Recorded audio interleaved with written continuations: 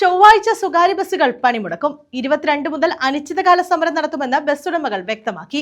ദീർഘദൂര സർവീസുകളുടെ പെർമിറ്റ് പുതുക്കി നൽകുക, വിദ്യാർത്ഥികളുടെ യാത്രാക്കൂലി വർദ്ധിപ്പിക്കുക, അനാവശ്യമായി ബസ്സുകൾക്ക് പെറ്റിയടിക്കുന്ന നടപടി അവസാനിപ്പിക്കുക തുടങ്ങിയ ആവശ്യങ്ങൾ ഉന്നയിച്ചാണ് പണിമുടക്ക്.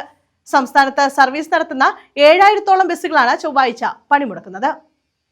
സംസ്ഥാനത്ത് സർവീസ് നടത്തുന്ന 7000-ഓളം ബസ്സുകളാണ് ചൊവ്വാഴ്ച പണിമുടക്കുന്നത്.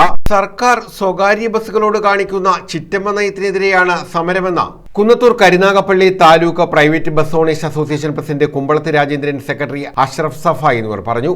100 വർഷത്തോളം പഴക്കമുള്ള പെർമിറ്റുകൾ വരെ ദീർഘദൂര സർവീസുകളുടെ പെർമിറ്റുകൾ പുതുക്കി നൽകാതിരിക്കുന്ന പ്രവണതയ്ക്കെതിരെയാണ് ഒന്നാമത്തെ ഞങ്ങളുടെ ആവശ്യം. അതാണ്. രണ്ടാമത്, കഴിഞ്ഞ 13 വർഷത്തിലധികമായി വിദ്യാർത്ഥികളുടെ ടിക്കറ്റ് നിരക്കിൽ യാതൊരുവിധ വ്യത്യാസവും വരുത്താതെ തുടർന്നു പോവുകയാണ്. വിദ്യാർത്ഥികളുടെ ചാർജ് എന്ന് പറയുമ്പോൾ നിലവിൽ 1 രൂപയാണ്. കമ്പറ്റേഷനിൽ യൂറിൻ പാസ് ചെയ്യുന്നതിന് 1 രൂപ എന്നുള്ളത് 5 രൂപ.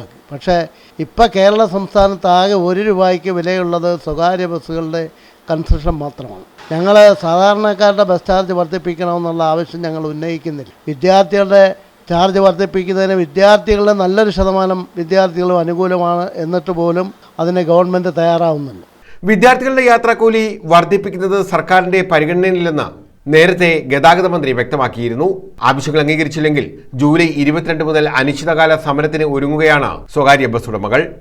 ബസ്സുകൾ കടന്നു പോകുന്ന റോഡിൽ ഒളിഞ്ഞു നിന്ന് മൊബൈലിലും മറ്റും പോലീസ് ഉദ്യോഗസ്ഥരും വെഹിക്കിൾ ഇൻസ്പെക്ടർമാരും ഫോട്ടോ എടുത്തിട്ട് ആ ഫോട്ടോ അയച്ചിട്ട് ചെക്ക് റിപ്പോർട്ട് ഫൈൻ ചുമത്തുന്ന അവസ്ഥ. ഈ സൂചനാ പണിമുടക്ക് കൊണ്ട് ഗവൺമെൻറ് പരിഹാരമുണ്ടാകാത്ത പക്ഷം ജൂലൈ 22 മുതൽ അനിശ്ചിതകാല പണിമുടക്ക് പ്രഖ്യാപിക്കാനാണ് ഞങ്ങളുടെ ഉദ്ദേശം. സാധാരണക്കാരായ ജനങ്ങളെ ബുദ്ധിമുട്ടിക്കുന്നതിനുള്ള ബുദ്ധിമുട്ട് കൊണ്ടാണ് ഞങ്ങൾ ഇതുവരെ പണിമുടക്കിലേക്ക് നീങ്ങാതിരുന്നത്. അതിൻ്റെ ഒരു സൂചനയായിട്ടാണ് ജൂലൈ 8 പണിമുടക്കുന്നത്. News bureau, Chavara.